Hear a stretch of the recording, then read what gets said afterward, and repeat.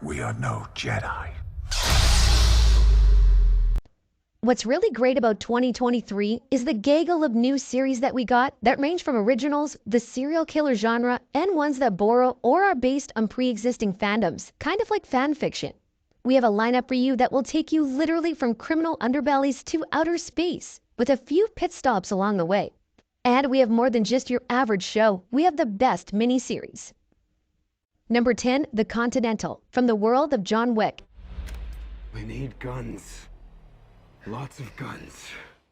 If you've ever followed the uber dark and violent world of John Wick, who's completely justified in everything he did after the Russian mafia killed his dog, then you might be familiar with one fascinating aspect of the movies, The Continental, and its strange sanctity that the worst of the worst respect. The series The Continental, from the world of John Wick, answers all your questions.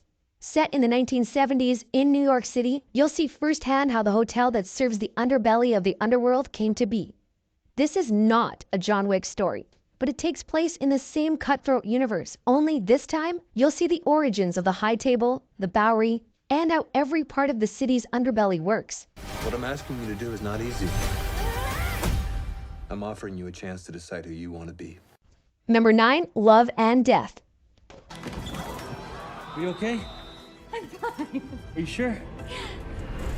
A different kind of snap. Elizabeth Olsen stepped away from the mantle of the Scarlet Witch and literally doused her hands in scarlet red blood for this role. HBO's miniseries Love and Death takes us all the way back to the 1970s, Midwest, and a housewife's rapid descent into insanity, homicide.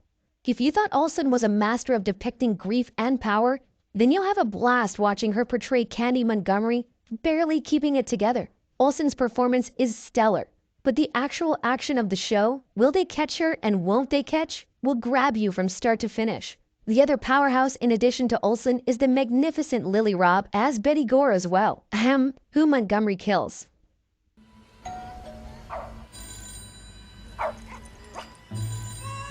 Betty! Betty? Number 8, Hijack. Good morning, everyone. Flight time today, 6 hours, 54 minutes, and we wish you a safe and pleasant flight. Bottleneck-like series that takes place over a short period of time or in a specific place always have a magic to them. This time, we have Idris Elba trapped on a 7-hour plane ride from Dubai to London that's been hijacked by terrorists.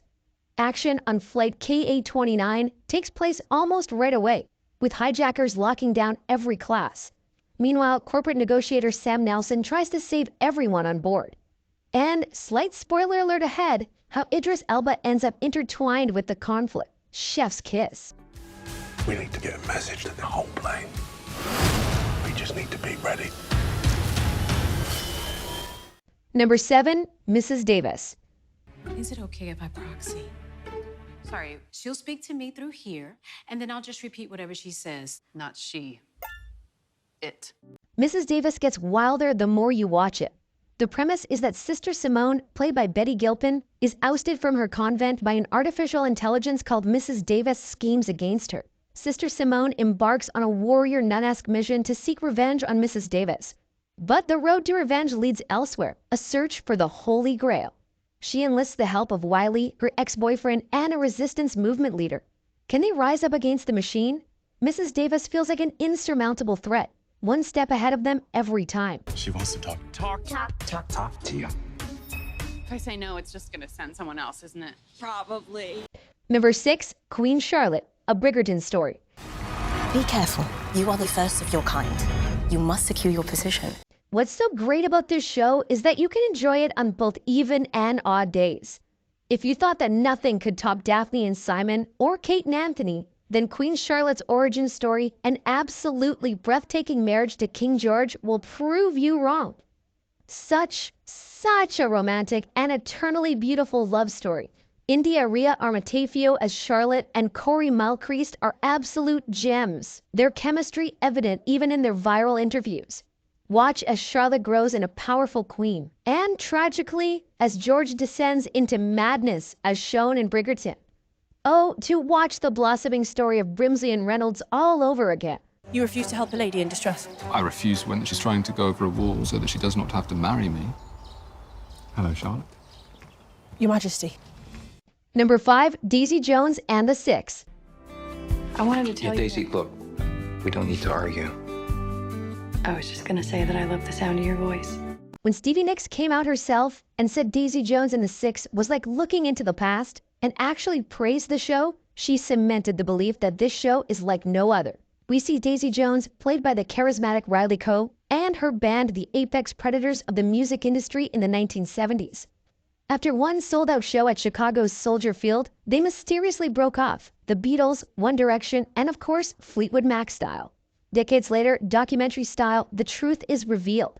What's particularly praised is Coe and Sam Claflin's off-the-charts chemistry, deviations from the book fans actually enjoyed, and their singing.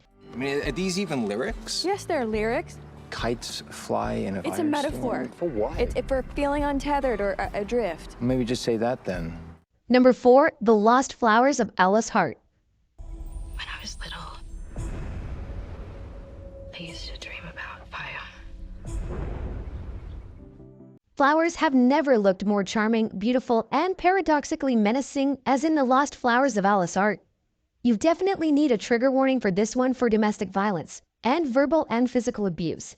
It's the story of Alice, played by the 100's Alicia Dubham, whose parents die in a mysterious fire. She's sent to live with her grandmother on a flower farm.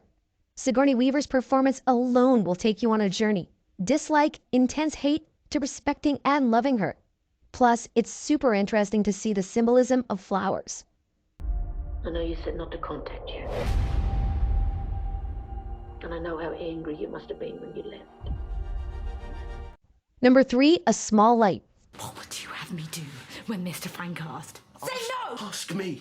I didn't think I had to consult you before deciding to save a person's life. This is one story whose tragic ending we already know, but not like this. Let's just give all the awards all at once to Bal Powley. This is the real-life, heart-tugging story of Miep Gies, whose name is often almost synonymous with the story of Anne Frank. He played a critical role in hiding Anne and her family in Amsterdam during its Nazi occupation. Powley is incredible. Joe Cole takes over every scene.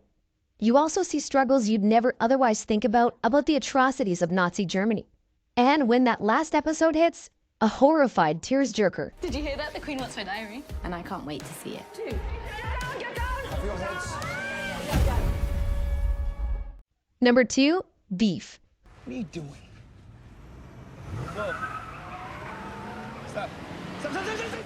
Here's one sentence to get you hooked. Two strangers get into a road rage incident that brings chaos into their lives. Glenn died so that Danny could run, but it's more than okay. Amy Lau and Danny Cho, played by Ellie Wong and Steve Yuen, are phenomenal. Beef, which may catch you off guard with its name, is one of 2023's most intense shows. It's laugh-out-loud funny and duck so no one sees you cry sad. The show has always been intensely praised for its portrayal of the Asian community and the multi-layered exploration of its relationship. From minute 0.1 to the last minute of the 10th episode, you won't be bored. You're the one that flipped me off all roided out and Hey! Are you guys leaving, or are you just gonna sit there? What'd you say? What'd you say? Say it again! I dare you to say it again! Before we reveal our first pick, let's look at some honorable mentions, and don't forget to subscribe and hit the bell icon. The Crowded Room.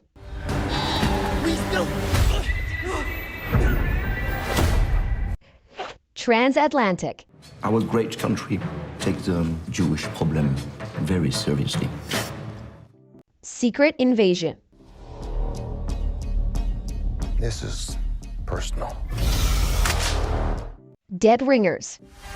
You were looking really crazy for a while there. As it turns out, I'm really sane. Isn't that wonderful? Number 1, Ahsoka. You never made things easy for me, Master. To enjoy Ahsoka to the fullest, you might want to watch Rebels and Clone Wars. 2 words, well, 3. Epic lightsaber fights. Better than any of the movies and in the prequels. In a galaxy far, far away, former Jedi Knight Ahsoka Tano meets a dilemma. The bad guys want to free Thrawn and let him wreak havoc on the universe. The good guys want to protect the New Republic. The protagonist, Ahsoka, runs circles around her plethora of interesting characters. You have Hera, Shin, Sabine, Chopper, Balin, and more. I know you can do this, Ahsoka.